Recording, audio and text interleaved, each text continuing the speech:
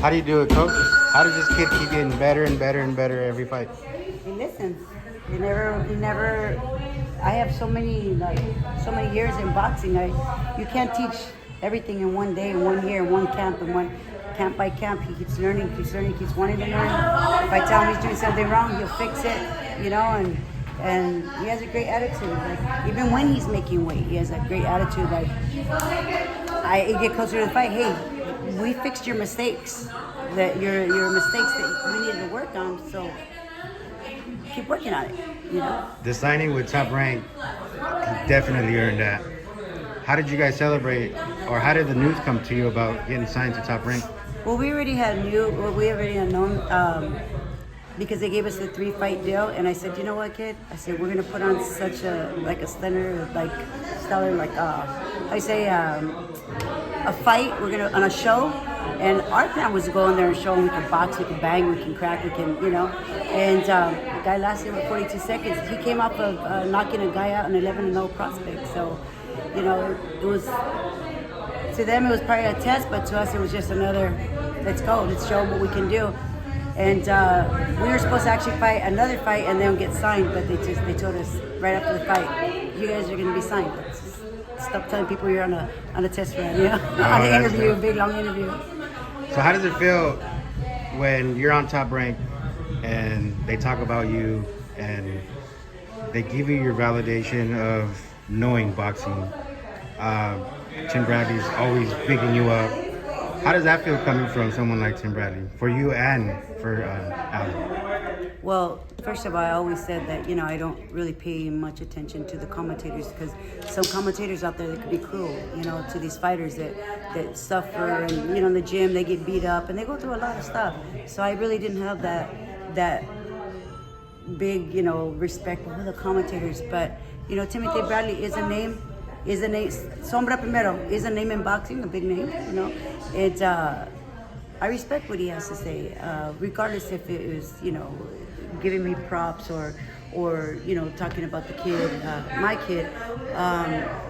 So when I heard, I guess I actually was against the ropes. They put it up and they messaged me and they said, they're talking about you. I said, who's talking about me? What? And then I heard it when I got to the room, and I was just, I was happy, I was proud, I was excited. I just kept it over and over. She's phenomenal.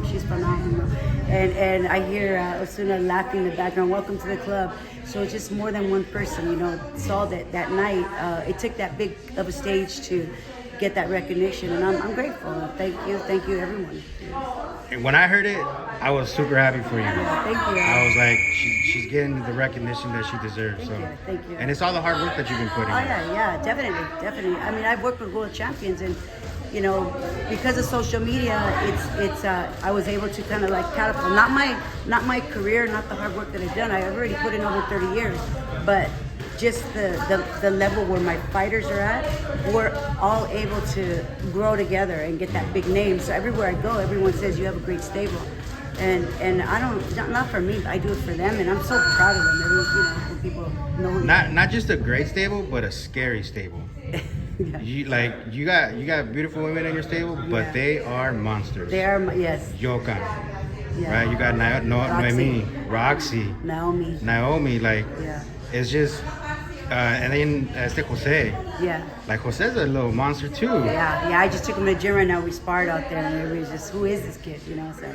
So. I see nothing but great things for you and your camp, and we wish you all the best on Saturday, on Friday night. Let everybody know about Friday night and for ESPN Plus and all the good stuff. Plug us in.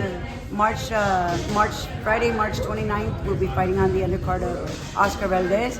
We're sure to steal the show, that's for sure. Sorry, Oscar, I love you, but you know what it is. Beautiful women in the ring, they can't resist. But yeah, we're looking to make history for Women's History Month as well. I believe I am. I'll check the facts later, but they mentioned I'm the first female to ever fight for Undisputed, all the titles. We are fighting for the first time at the minimum weight division, 105, for the titles, Undisputed. We are fighting Sinisa Estrada, which she's no stranger to boxing. People know her. She's a great fighter, very strong, very talented young lady, world champion. But I have Yoka Savai, 5-time world champion. She's not a 5-time champion, she's a 5-time world champion. So that makes a difference, big volumes. Was this training camp any different from any other training camp that you guys been a part of? Absolutely, absolutely. We brought in a lot of great work, you know, from all over, and we made sure we were secure with the sparring before we even started camp. We had the Airbnb, the camp house ready, everything ready, all the recoveries, everything was on point. We cannot miss. We cannot miss on Friday, and may the best woman win. Is there a message that you want to send out there to your opponent or anybody else?